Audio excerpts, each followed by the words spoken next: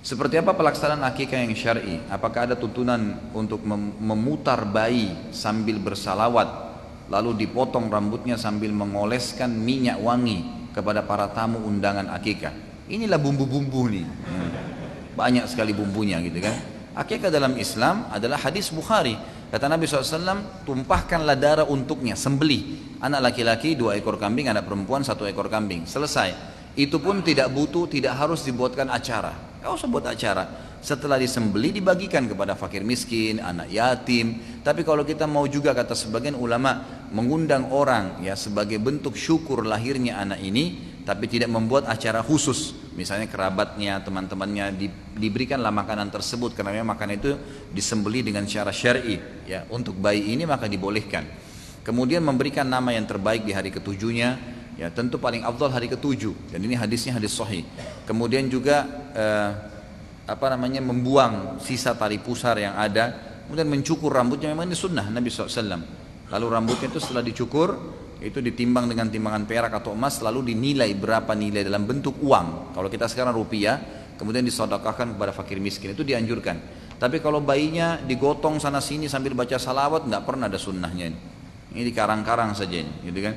Juga termasuk mengoleskan minyak wangi kepada para tamu, ini juga tidak pernah ada disebutkan seperti itu. Yang ada adalah di zaman Nabi SAW, kayak tadi kasus Abdullah bin Zubair lahir, dibawa kepada Nabi SAW, lalu Nabi SAW mentahnik, lalu orang tuanya bawa pulang, disembelihkan nama, disembelihkan hewan, diberikan nama, sudah selesai. Tidak pernah ada riwayat menyebutkan para sahabat diundang khusus oleh Asma binti Abi Bakar dan suaminya Zubair bin Awam untuk memanggil kaum muslimin di Madinah. Dan belum pernah memang ada satupun riwayat yang menjelaskan para sahabat saling mengundang pada saat akikah anaknya ataupun khitanan tadi. Nggak ada sama sekali.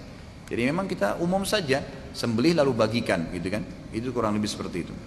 Nah, tahnik itu kurma yang dihancurkan, dikunyah oleh orang soleh. Ayahnya boleh, ibunya boleh, atau satu orang soleh. Seperti masyarakat Madinah ya, pada saat mereka kedatangan atau kelahiran anak, maka mereka pertama sekali begitu lahir dibawa kepada Nabi SAW, dan tradisi Nabi SAW mentahnik mereka. Di antaranya kisah sahih hadis Bukhari tentang Abdullah ibn Zubair radhiyallahu anhuma, gitu kan? Anak sahabat Nabi yang mulia Zubair bin Awam yang dijamin masuk surga. Anaknya itu ibunya Asma binti Abi Bakar. Jadi ini cucunya Abu Bakar, Abdullah bin Zubair yang terkenal radhiyallahu anhum ajma'in. Jadi beliau waktu lahir dibawa, gitu kan? Sempat tersebar isu di Madinah. Ya, setelah hijrah Nabi SAW ke Madinah, selama 4 bulan gak ada anak laki-laki yang lahir. Setiap ada wanita Islam melahirkan pasti perempuan. 4 bulan, setiap hari ada orang melahirkan. Tapi selama 4 bulan gak ada satupun anak laki-laki. Sampai orang Yahudi di Madinah sebarin berita isu bahwasanya kami telah menyihir orang Islam sehingga tidak ada keturunan laki-lakinya, gitu kan?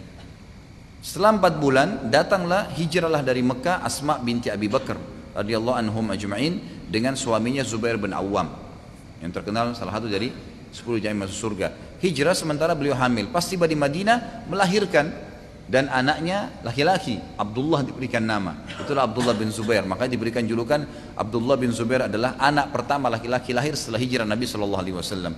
Maka ini akhirnya menepis isu orang-orang Yahudi yang mengatakan telah menyihir kaum muslimin, kebohongan gitu kan. Lalu dibawalah kepada Nabi SAW, lalu Nabi SAW mentahniknya, mengunyah kurma sampai halus dan menempelkan di langit-langit. Tentu ini sedikit saja ya. Nah, anak bayi itu masih kecil ya, kerongkongannya, jangan satu butir kurma semua, kesian ya. Sedikit saja, antum kunyah kecil sedikit. Saya berapa kali lakukan sama anak saya itu kecil sekali. Boleh satu buah kurma, tapi berulang kali gitu kan. Itu pun sampai halus sekali sehingga memang dia tinggal mengisap saripatinya gitu kan. Seperti itulah, itu disunnahkan dan ini ulama tidak menentukan hari. Yang jelas dianjurkan dari pertama lahir sampai beberapa hari ke depan gitu kan. Ada yang mengatakan sampai hari ke-7 karena hari ke-7 sudah masuk hari akikahnya ya, dipotongkan kambing. Ada yang mengatakan sampai sebulan, ada yang mengatakan tidak ada batas, dan Allah alam yang lebih kuat adalah tidak ada batas. Dan ini menandakan juga makan kurma adalah hal yang dianjurkan di dalam agama kita.